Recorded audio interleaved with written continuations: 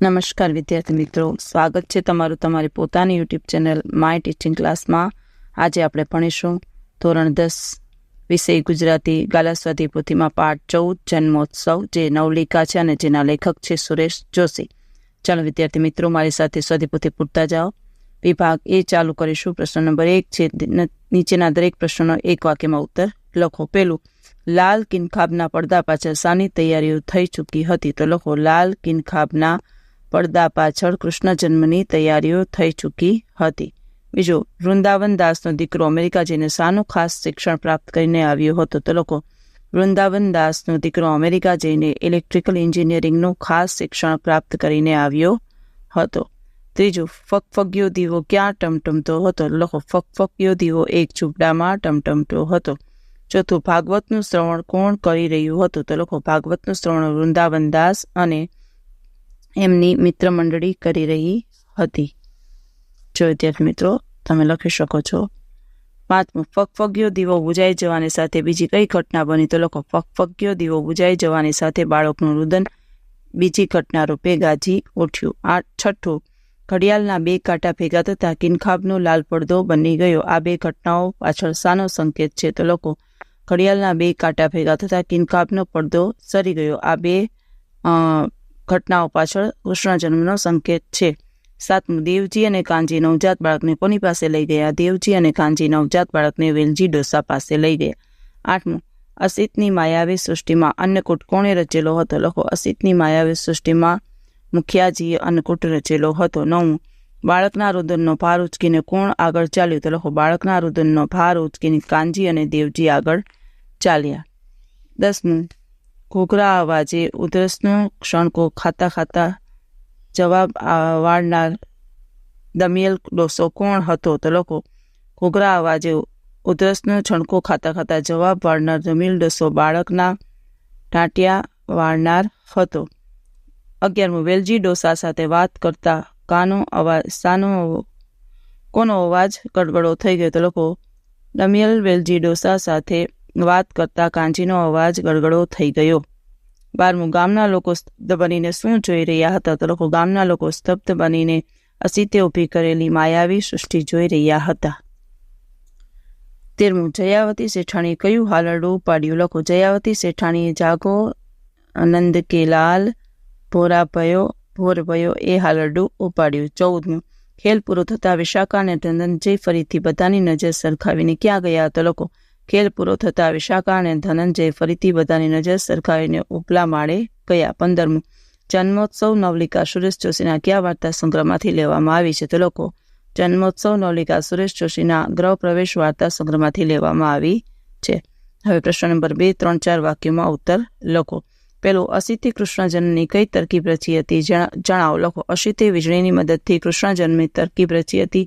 રાત્રિના 12 વાગ્યે કિનખાબનો પડદો ખુલે, આકાશમાંથી તેજનો પુંજ ઉતરે, એ સાથે ઝબકારો થાય, ત્યાં દેવકીના ખોળામાં બાળક જોવા મળે, કાવ્ય સંગ્રહમાં અંધારું પથરાઈ જાય, સાથે જ ઝાલર, મંજીરા, કાંસા અને શંખનો ધ્વનિ સંભળાય, બીભાસના સુર વાતાવરણને વધુ આહલાદક બનાવે, એવી તરકીબ અસિતે રચી હતી. બીજું, ગોકુળમાં ઉજવાયેલા કૃષ્ણ જન્મનું વર્ણન તમારા શબ્દમાં કરો. તો લખો, વસુદેવ કૃષ્ણને લઈ ગોકુળ પહોંચ્યા. ગોકુળમાં કૃષ્ણ જન્મોત્સવ શરૂ થયા. જશોદા મૈયાએ કૃષ્ણ કુંવરને શણગાર્યા. નજર ન લાગે એ માટે એના ગાલે મેષનું ટપ્પું કર્યું. આખું ગોકુળ ગામ ટોળે વળ્યું. ગોપ બાળના હર્ષોલ્લાસની વનરાજી ગાજી ઉઠી. સૌને પંચાજીરીનો પ્રસાદ આપ્યો. શરણાઈએ લલિત રાગ છડ્યા. અસિત ખેલ પૂરો કરી બહાર આવ્યો. ત્રીજું, જન્મોત્સવ વાર્તાનું સમાપન શાનો સંકેત આપે છે? તો લોકો, કૃષ્ણ જન્મ દ્વારા વાર્તામાં સામાજિક વિષમતા કે વર્ગભેદનો સંકેત લેખકે સમાપનમાં સ્ફુટ કર્યો છે. બપોરના ધોમધમતા તાપમાં માણેકીના આંધળા પતિ સાથે પતરાની નાનકડી ગાડીમાં ભાંગડા દીકરાને બેસાડીને રસ્તા પર ભીખ માંગે છે. તે તેમની લાચારી છે. જ્યારે ભગવાન શ્રી કૃષ્ણ મથુરાના રાજા થતા સૌ સુખી છે. ત્રીજો પ્રશ્ન, નીચેના પ્રશ્નના 10-12 વાક્યમાં મુદ્દાસર ઉત્તર લખો. જન્મોત્સવ નવલિકા દ્વારા લેખકે રજૂ કરેલો સામાજિક કટાક્ષ સ્પષ્ટ કરો. તો લખો, જન્મોત્સવ નવલિકા છે. નવલિકાનો વિષય વસ્તુ સામાજિક વિષમતા છે. જન્મનો ઉત્સવ છે. એ સમય બિંદુ ઉપર કૃષ્ણ અને કિશનના સંદર્ભે સમાજની બે વિષમ પરિસ્થિતિઓનું નિર્માણ કરીને લેખકે કરુણ કટાક્ષ નિષ્પન્ન કર્યો છે. કૃષ્ણ અને કિશન એ નામોની પસંદગી પણ સૂચક છે. કૃષ્ણ જશોદાનો રાસ કૃષ્ણ કુંવર છે, તો બીજી બાજુ ઝુંપડપટ્ટીમાં કળશથી માણેકનો નંદ કુંવર છે. જન્મોત્સવ નિમિત્તે કૃષ્ણ કુંવર પાછળ ગોકુળ ગાંડું છે. આનંદ છે, જાકમ જાળ છે. નંદ કુંવર કિશનનો જન્મ કાનજી માટે આનંદનો ઉત્સવ નથી, કરુણા અને મજબૂરી છે. માતા માણેકની લાચારીને માતૃપીડા છે. કૃષ્ણ જન્મનો ઉત્સવ અન્નકૂટ અને પંચાજીરીના પ્રસાદથી ઉજવાય છે, તો બીજી બાજુ કિશનનો જન્મ બે કોળિયા ધાન માટે વાલસોયા દીકરાને અપંગ બનાવી ભીખ માંગવાના સાધન તરીકે ઉપયોગ કરવામાં આવે છે.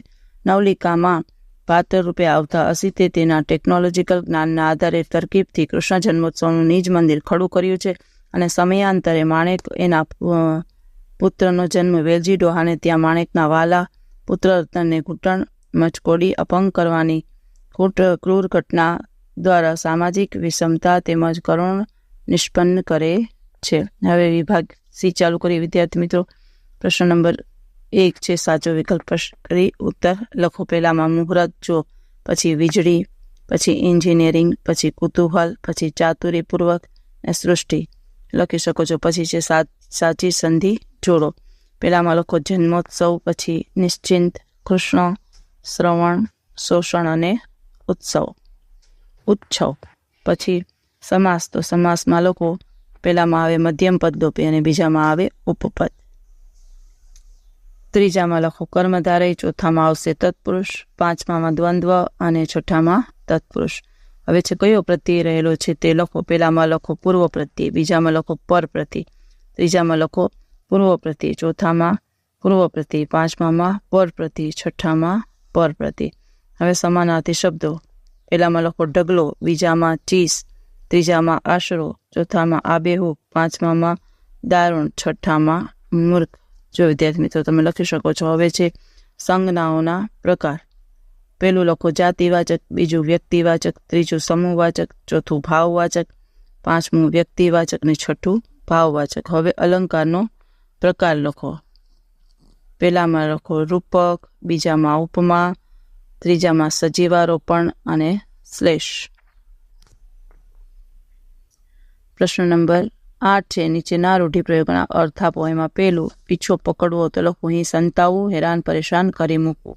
બીજું લીલા સમેટાઈ જવી, તો કાર્ય પૂરું થવું, અહીં પ્રસૂતિની વેદના શમી જવી. ચીસ હવાને વિંધી જવી, તો કે દૂર સુધી કરુણ ચીસ સંભળાવી. ચોથું સોનાને હિંડોળે ઝૂલવું, કૃષ્ણના મહેલમાં બધા સોનાને હિંડોળે ઝૂલતી હતી. કૃષ્ણના મહેલમાં રાધા સોનાને હિંડોળે ઝૂલતી હતી. પાંચમું સૂર ઘૂમી રહ્યો, તો મેળામાં વાંસળી વગાડનારનો મધુર સૂર ઘૂમી રહ્યો. હવે શબ્દ સમૂહ માટે એક શબ્દ આપો. ચાલો પહેલામાં લખો કિનખાબ, બીજામાં લખો જળી, ત્રીજામાં જન્મોત્સવ, ચોથામાં પંચાજીરી ને પાંચમામાં અન્નકૂટ. પછીનો પ્રશ્ન છે વિરોધી શબ્દ લખો. પહેલામાં હાસ્ય, બીજું પરોક્ષ, ત્રીજું તેજહીન, ચોથું મરણ, પાંચમું બંધ અને છઠ્ઠું અનિશ્ચિંત. હવે શબ્દોના અર્થ આપો. સમાન શબ્દો આપેલા છે પણ અર્થ અલગ અલગ થાય છે, એ આપણે લખવાનું છે. પેલું છે નિશ્ચિત, તો નક્કી કરેલું, નિશ્ચિંત તો ચિંતા વગરનું, આખું તો કે અખંડ અને આખું તો કે ઉદર. પછી ગુણ તો કે સદગુણ ને ગુણ એટલે થેલો અથવા કોતરો, અને ગાડા તો કે વાહન અને ગાંડા એટલે મગજ કેલા. પછી છે તળપદા શબ્દોના શિષ્ટ રૂપ, તો પેલે થયો તો કે થયો, ગુણ તો કે કોણ, બચાડી તો કે બિચારી, દાખી થાય તો કે દુઃખી થશે, હાલો તો કે ચાલો, ઓલ્યા તો કે પેલા. હવે પછીનો પ્રશ્ન છે વિશેષણ શોધી અને તેનો પ્રકાર.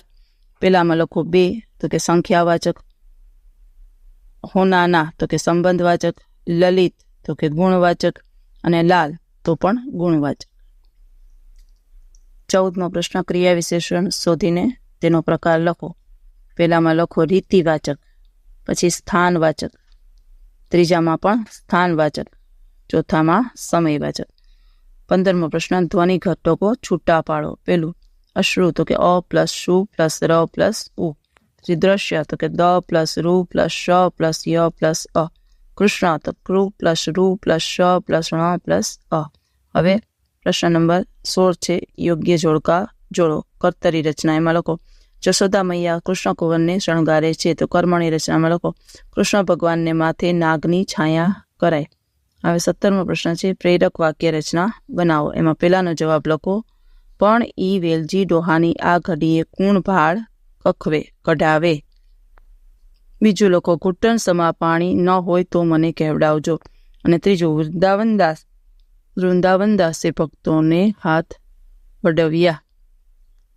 ચાલો વિદ્યાર્થી મિત્રો, આજના વિડીયો લેક્ચરમાં આટલું જ. જો તમને આ વિડીયો ગમ્યો હોય તો લાઈક કરશો, તમારા મિત્રો સાથે શેર કરશો અને મારી ચેનલને સબસ્ક્રાઈબ પણ કરશો. આવજો.